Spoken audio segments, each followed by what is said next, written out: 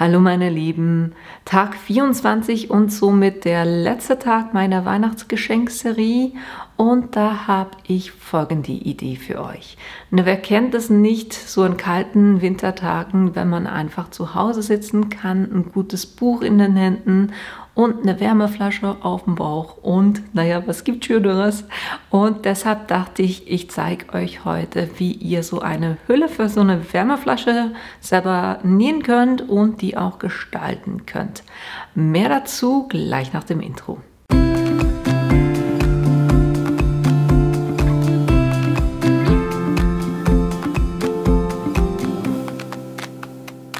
Damit ihr seht, was wir heute machen werden, das ist eine Hülle für eine Wärmeflasche und die ist dann auch schön beplottet.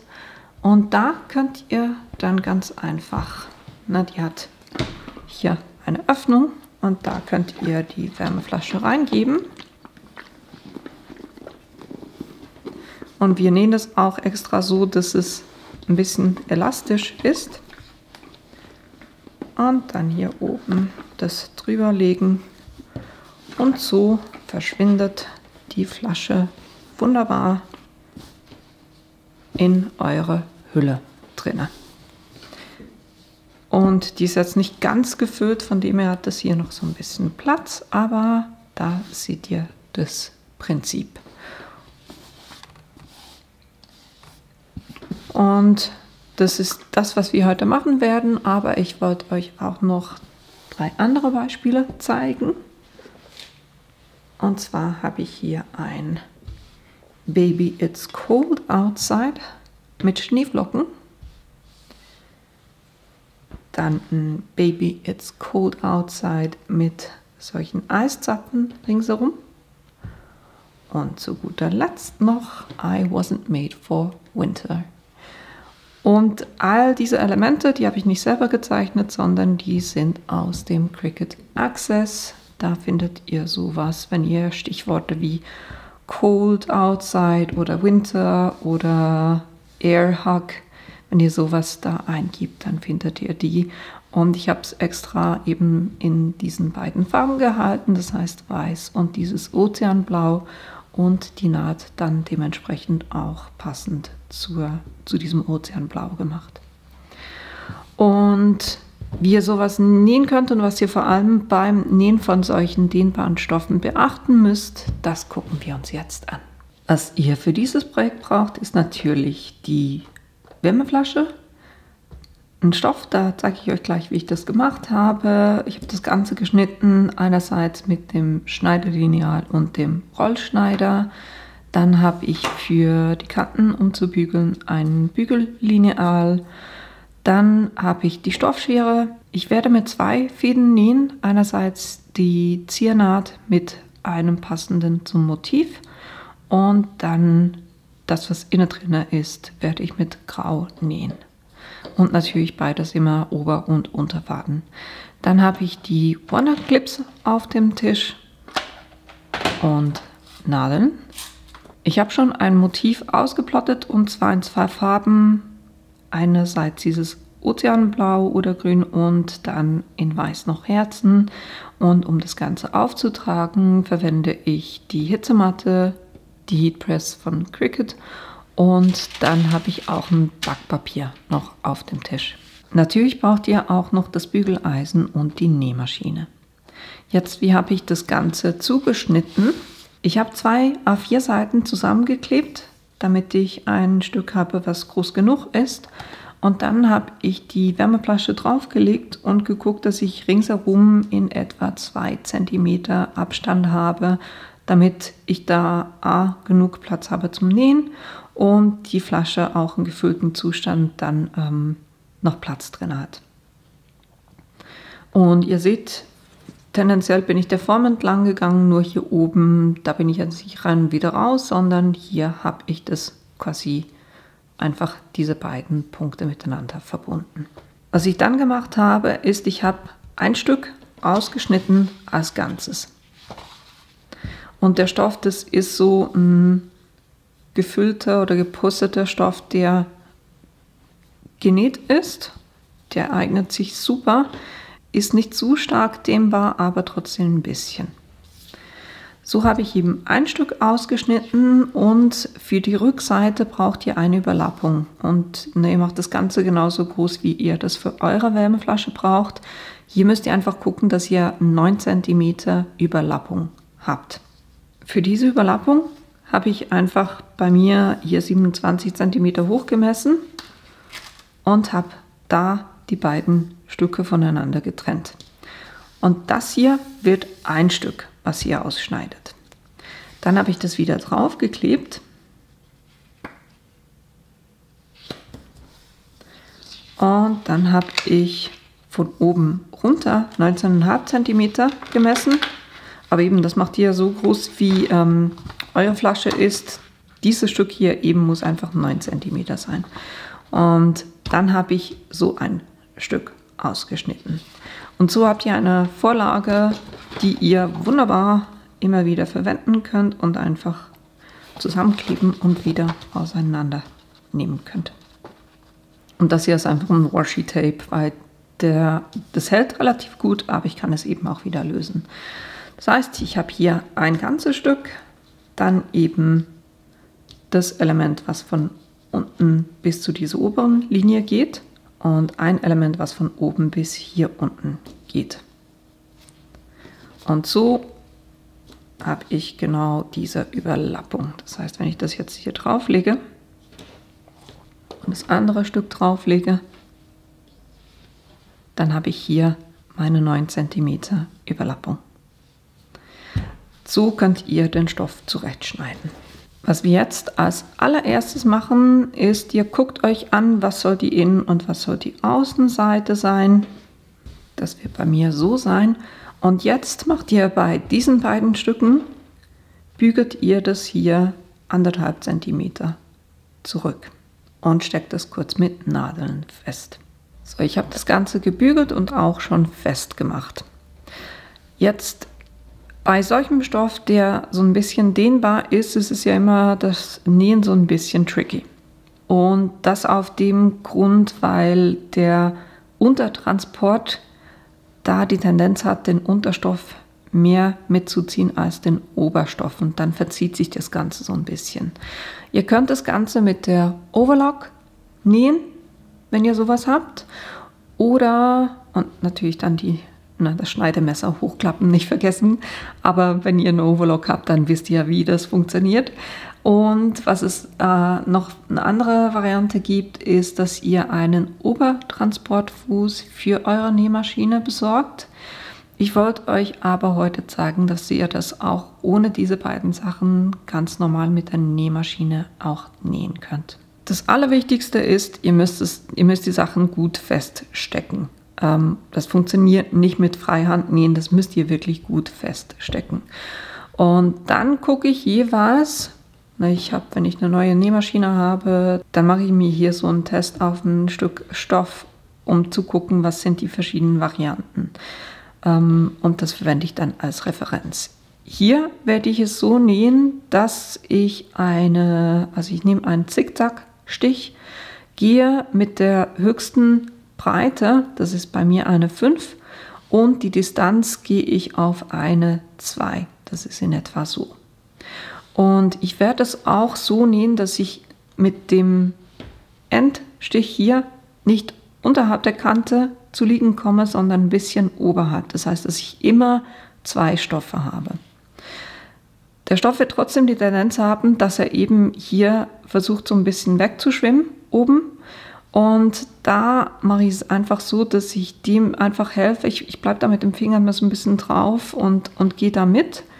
Und dann, wenn er trotzdem verzieht, wenn die Nadel unten ist, hebe ich das Füßchen und schiebe das wieder ein bisschen zurück und mache das Füßchen wieder runter und nähe weiter.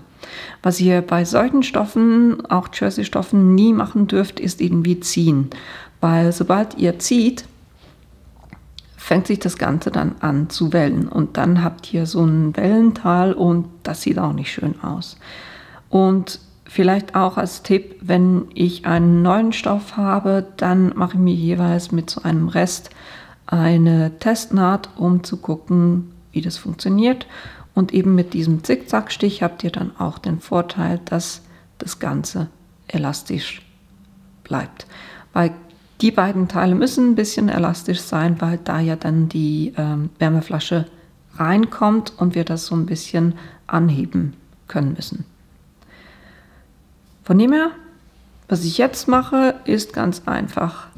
Ich fange oben an und nähe hier alles im Zickzack runter und das auch bei diesem Stück. Und das nähe ich eben mit dem Ziergarn, weil man die Naht dann so ein bisschen von außen sehen wird. Und das finde ich eigentlich fast am schönsten. Von dem her, genau die beiden Sachen nähe ich jetzt kurz.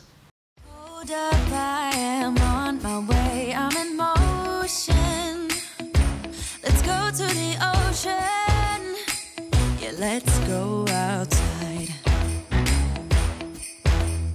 We can hang out on the beach without freezing. Yeah, isn't that amazing? In Christmas times, we'll be chilling and having a good time. Doesn't matter if the snow is falling.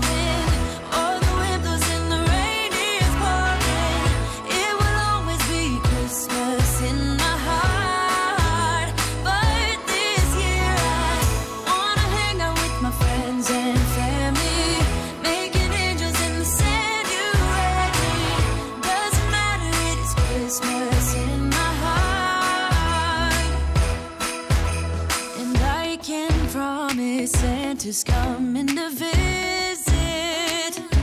No, he wouldn't miss this in Christmas times. Oh, and the sunset is... Wenn ihr das genäht habt, dann sollte das Ganze so aussehen. Dann habt ihr hier eine schöne Ziernaht. Und jetzt sollte das ganze Teil hier sollte so vor euch liegen, dass ihr die Innenseite vor euch liegen habt. Das ist bei mir die Seite, die guckt mich jetzt an. Und dann kommt zuerst das Element, was oben runter kommt. Das liegt hier schön passend drauf. Und dann kommt das Element, was von unten hochkommt. Und da beide Teile so, dass das schöne Element nach unten guckt. Und so steckt ihr das jetzt kurz aufeinander.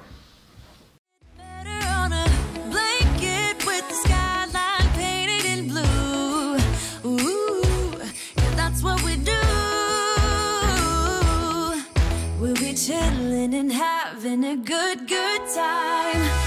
Doesn't matter if the snow is falling or the wind blows and the rain is pouring. It will always be Christmas in my heart. But this year I wanna hang out with my friends and family, making angels.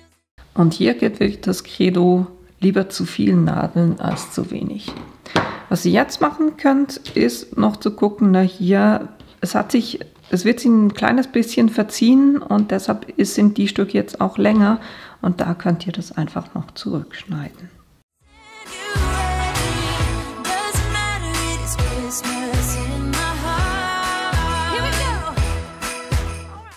Und jetzt könnt ihr auch das abnähen. Ich werde hier den grauen Faden nehmen, natürlich eben auch Unter- und Oberfaden.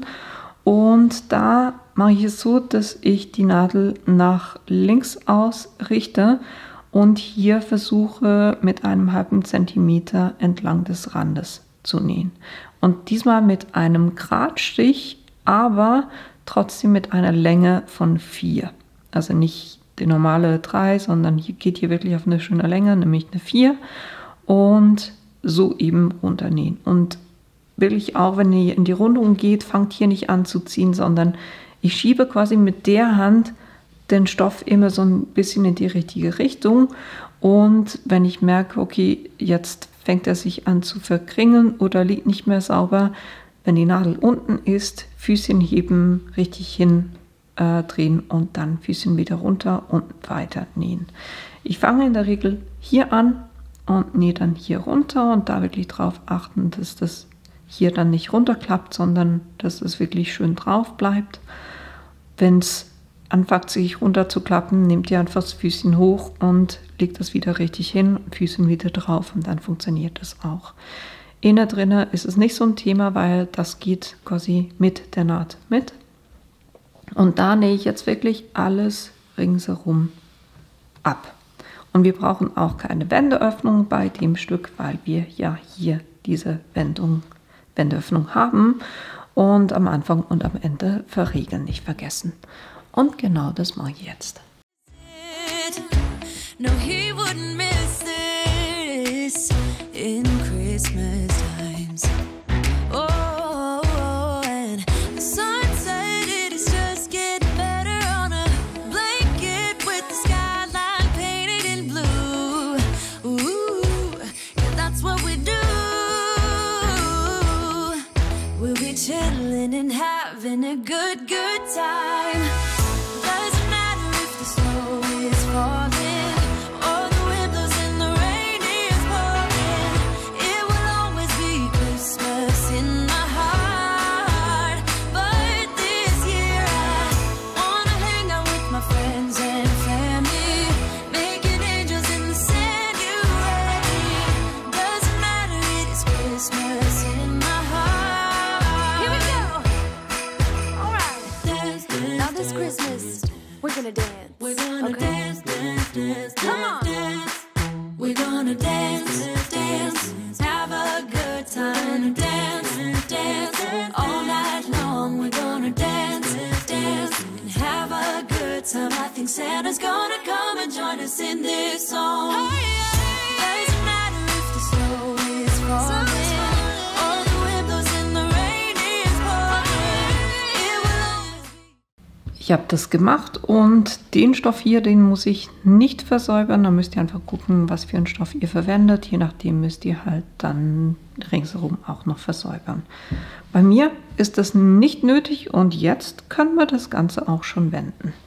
Das heißt, ich kann hier Beutel rausziehen und oben es rumziehen. In my heart, but this year I wanna hang out with my friends and family, making angels. Und dann habt ihr wunderbar eure Hülle, wo ihr die Wärmeflasche hier reinmachen könnt. Ich mache das in der Regel zuerst unten rein und dann kann man das oben drüber machen. Und jetzt wollen wir ja da noch einen Spruch drauf bringen. Die Heatpress schalte ich schon mal ein und das bei 150 Grad und 30 Sekunden. Das ist das, was für meine Flexfolie passt. Und bei mir passt es jetzt gerade, die Hitzematte hat die perfekte Größe. Das heißt, ich schiebe die hier so ein bisschen rein.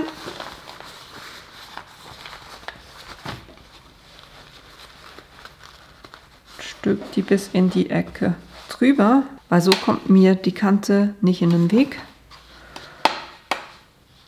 Lasst euch nicht irritieren über das Knacksen hier auf der Seite. Das ist nur die Easy Press, die ganz einfach sich ein bisschen das Material ausdehnt, wenn die warm wird. So. Und so kommt mein Element drauf. Ich werde beim Übertragen, also ich mache es so, dass ich jeweils die Elemente, wenn ich zweifarbig plotte, ich mache die kurz aufeinander, damit ich das da platzieren kann, wo ich das haben will. Und zwar, wenn ich das Gesamtbild sehe.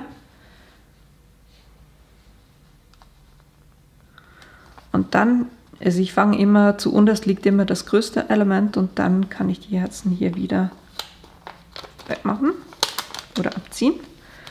Und das drauf lassen natürlich. Und jetzt lege ich hier das Backpapier drüber und gehe für 20 Sekunden drauf.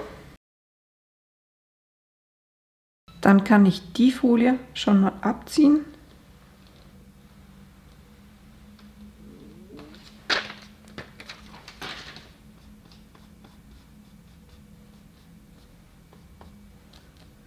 Das waren jetzt die 20 Sekunden, waren ein bisschen grenzwertig. Die Folie haftet aber trotzdem einigermaßen dran. Und jetzt gehe ich mit den Herzen dahin, wo die platziert werden müssen.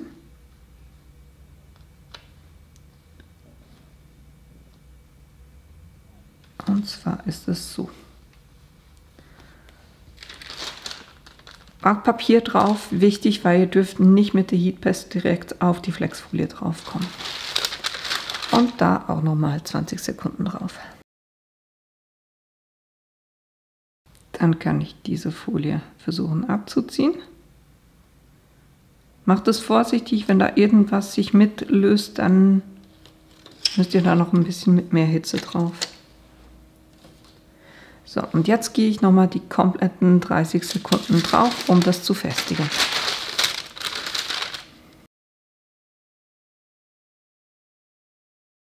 Und dann sollte das sauber drauf sitzen. Die Cricut brauchen wir schon wieder nicht mehr. Und so habt ihr eine super coole Hülle für eure Wärmeflasche.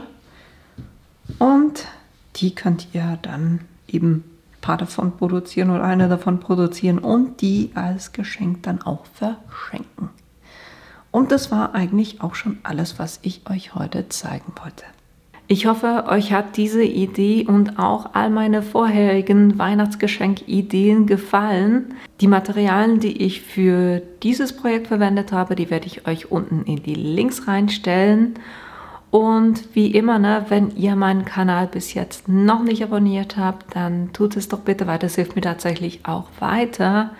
Und jetzt bleibt mir eigentlich nur noch zu sagen, kommt gut durch die Weihnachtszeit.